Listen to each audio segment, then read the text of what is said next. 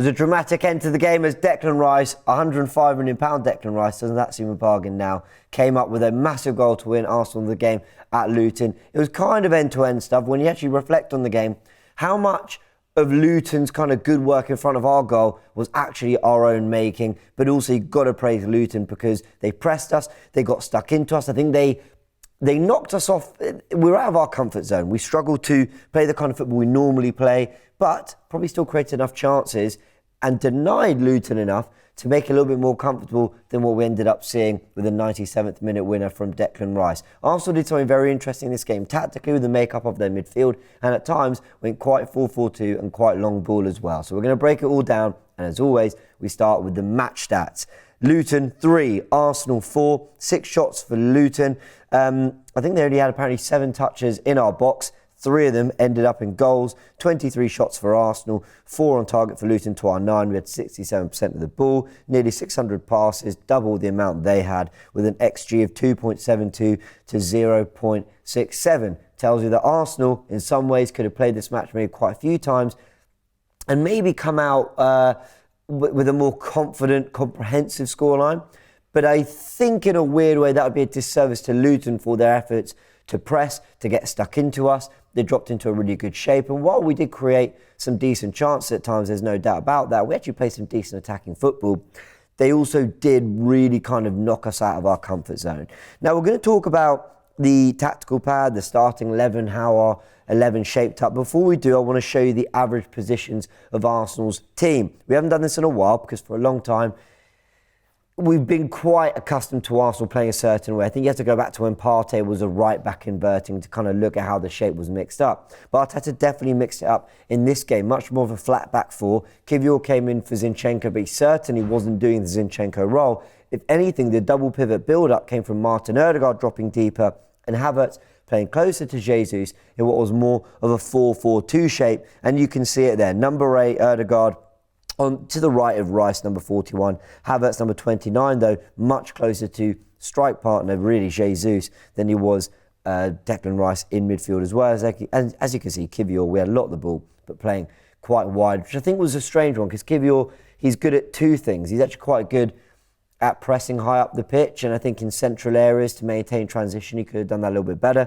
He's quite good on the ball. Could he have played next to Rice and build up? But we didn't see that. He was very much an out-and-out fullback in this game without kind of getting forward and overlapping either. So strange use of Kiwior, strange he came into the 11. But let's try and display what this looked like, because we know that, you know, Luton caused us some problems. You know, they had sort of a decent shape, but they did come to press as well at times. They did try and engage. Kabore sort of getting into Martinelli a few times. Saka was on the end of a few challenges as well. Look, that first half from Luton, it was quite, if you want to use the word dirty, it was. They were quite stuck in, but for me, I owes it to the referee to do his job. Yellow cards came out a little bit too late for me, but they did try and, you know, destabilise our play. Arsenal, we just moved them up the pitch a little bit here. Luton. Arsenal, on the other hand, were trying to match with, Jesus leading the line, but something like this, Havertz playing next to him, so we could go a little bit more long ball. We know that Martinelli and Saka are high and wide, but Odegaard was dropping into this area, so where you had Kiwior and this back four, Odegaard was really trying to get into this area to get hold of the ball, and at times Arsenal weren't afraid, if we just give the ball to Saliba, they weren't afraid to go long as Havertz would sort of stretch the defence. One of the defenders would come with them, maybe Osher would come across and try and win flick-ons to Jesus, who would hold this area of the pitch. Odegaard wasn't getting into these areas to combine with White and Saka as much as he normally would. That's not to say he didn't play some nice pass in that area, but he was just playing deeper, trying to be the conductor for Arsenal. And it's interesting because I asked the question after the Wolves game about whether he is this kind of player, Odegaard, whether actually he's more of a conductor, should be playing deeper, should be getting us in a tempo and in a rhythm, rather than being seen as a final third creator, as a kind of, someone who can churn out assists and constantly be a high volume creator for Arsenal. I asked the question about whether he is that, because I actually felt while he created some chance against Wolves, there was a frustration in and around the penalty area. But he wasn't playing in those deeper areas as much against Wolves. Maybe off the ball he was, but in possession he was still getting high to the right in those pockets, and we've seen him do against Luton off the back of what we were saying on Tactical Insight and asking that question. It's interesting that don't take that the wrong way. I'm not saying Mikel Arteta, off the back of what we said, has done this. But it's interesting that after we kind of asked that question, and he was doing a lot of off-the-ball work from deeper in the Wolves game, we're seeing more of him on the ball deeper against Luton. Interesting. But yeah, the Arsenal shape was definitely different.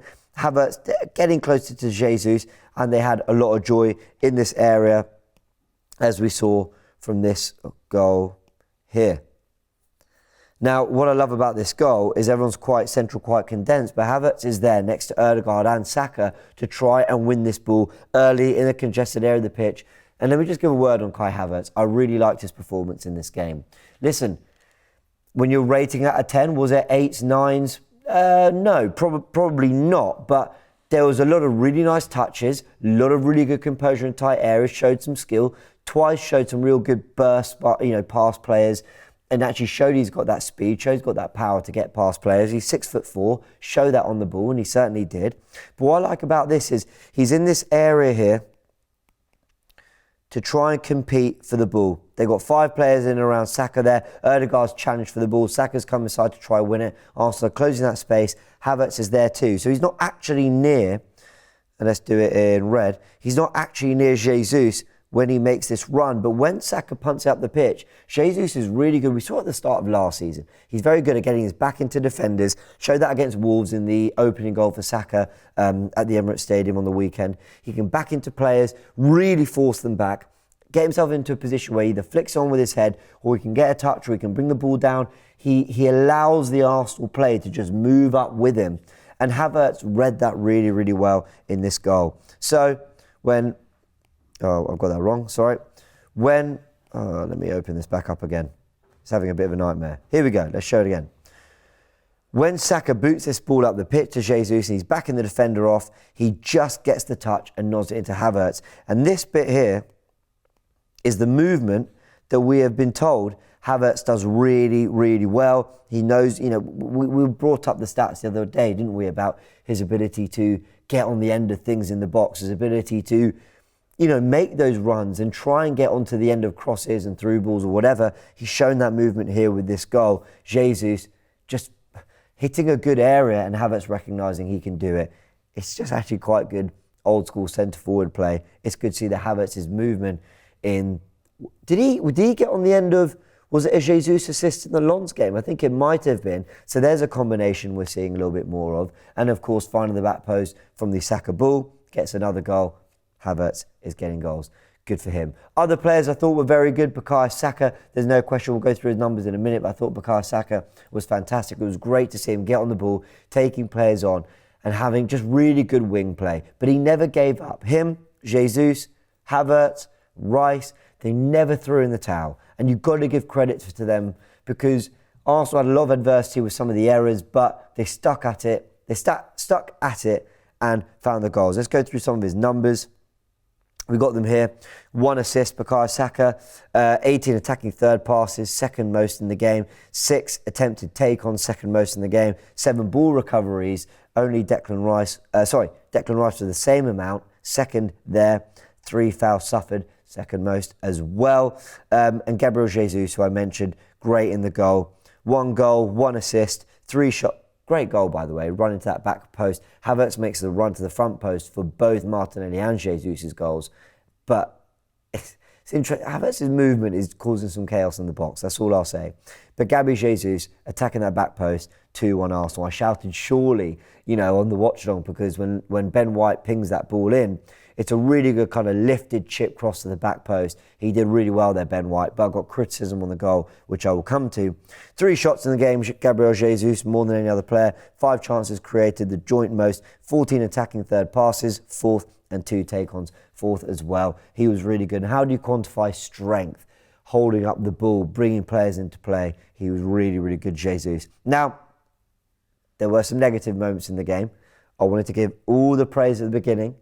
And I haven't even really talked about Odegaard's brilliant cross into the box to Declan Rice. I haven't talked about Martinelli doing really well on that first goal. The quick thinking from Jesus to Saka before Saka cuts it back to Martinelli. There was a lot of good in this game.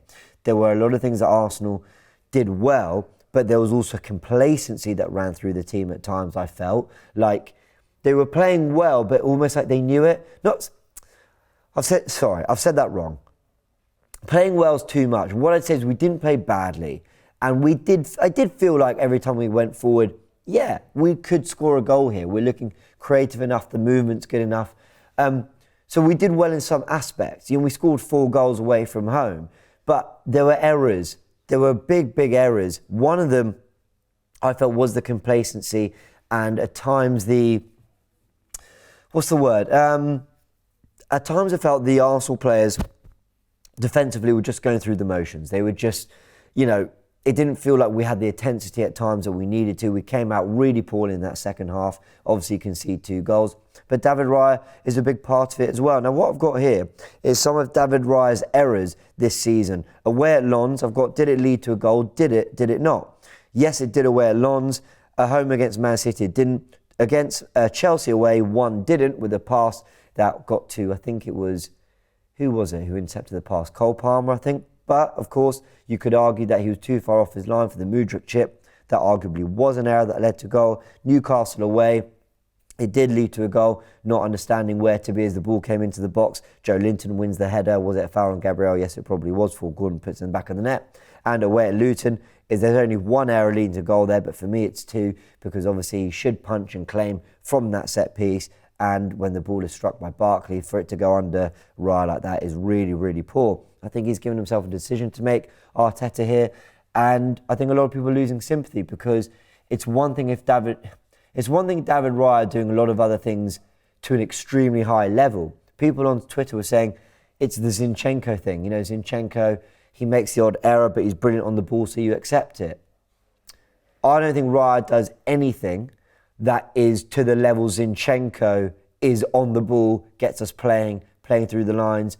Look at what Zinchenko did for the Odegaard goal against Wolves the other day. What is Raya doing, whether it's shot stopping, whether it's passing, claiming crosses? What is he doing? There's at a level that makes you go, okay, he's going to make some errors, but he's undroppable because this is what he adds to the team.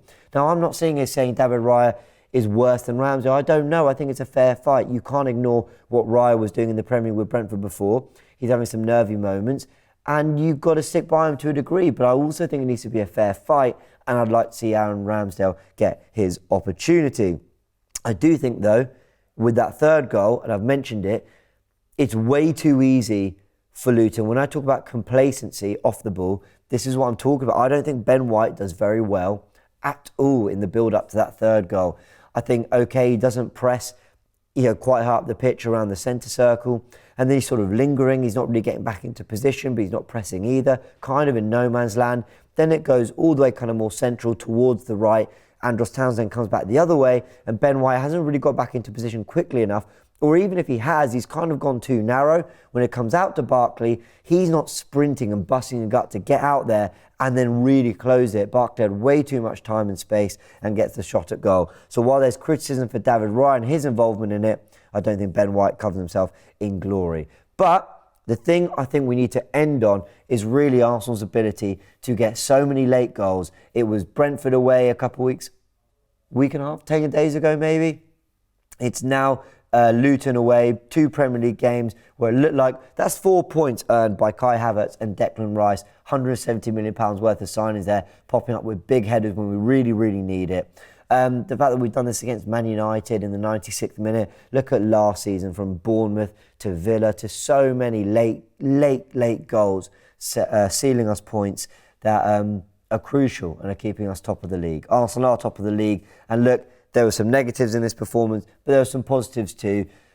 It was always going to be an intense atmosphere, a tricky away game to a degree. Arsenal probably could have made and should have made it more comfortable, but we had to come through some adversity and we found a late winner to seal the 3 points. Well done to Declan Rice and the team.